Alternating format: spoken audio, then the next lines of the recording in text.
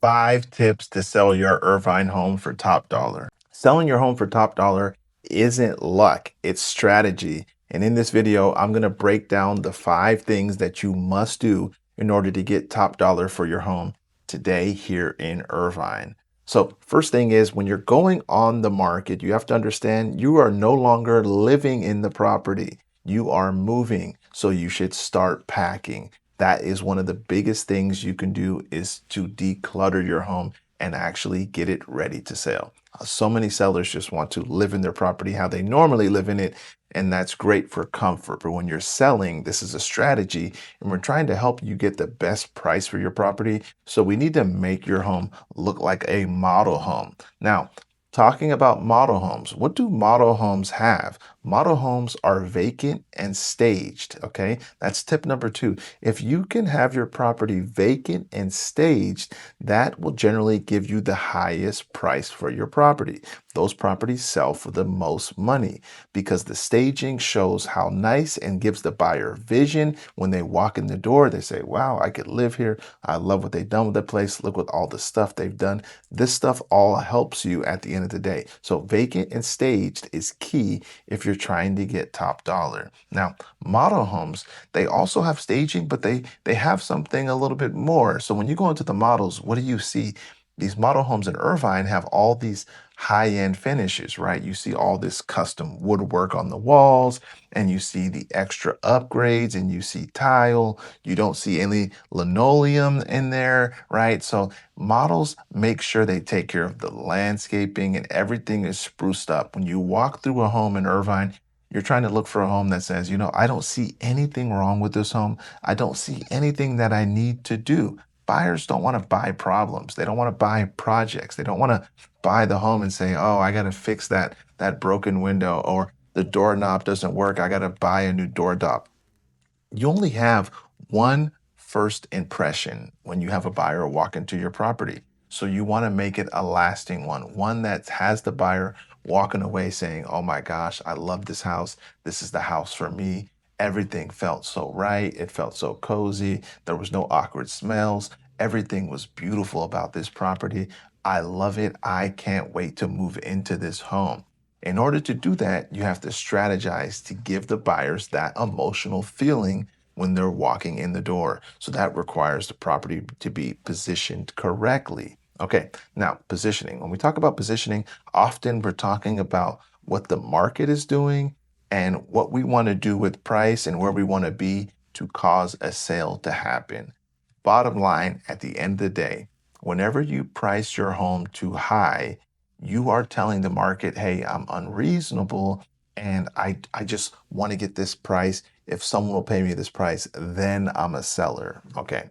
And generally, the data shows you that if you have the market value here and you price here, you're going to end up selling your house down here because of price reductions and time on market and people not committing. You might even get your offer accepted and then the buyers back out because they have buyer's remorse. So now you're back down here. Okay.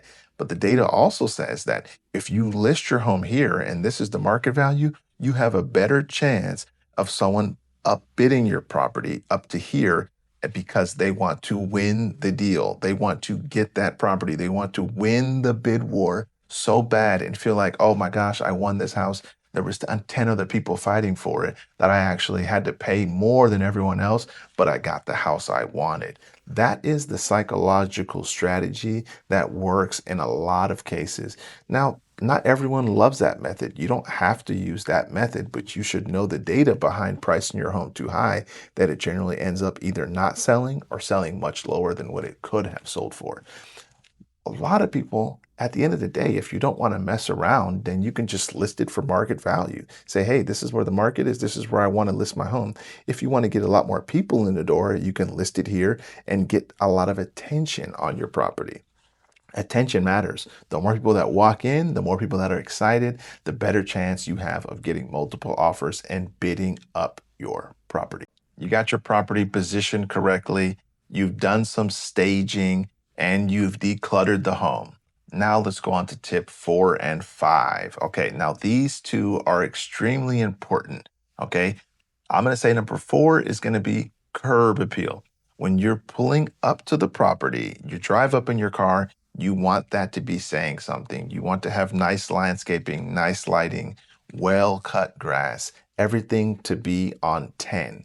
If you can make your property look beautiful from the moment they pull up, people love that feeling and that connection. I've seen clients, I've been doing this a long time, where we drive up to the house and they say, let's not even go inside. I don't even want to see it. Let's go to the next property. Several times. Sellers have no idea that that happens sometimes, but it does. Buyers are so focused on curb appeal, if you will. It's so important to them that the house feels nice when they drive up, because they know when they invite friends and family over to the house, they're going to get those same feelings. So curb appeal truly, truly matters. Okay.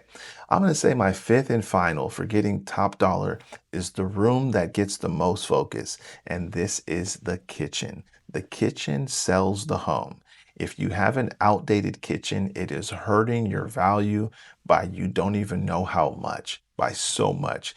Countertops are inexpensive to replace. So that's one thing that you should always look into. Flooring also not that expensive these days with LVP and all these different variations of wood floors. Now, cabinets can be costly.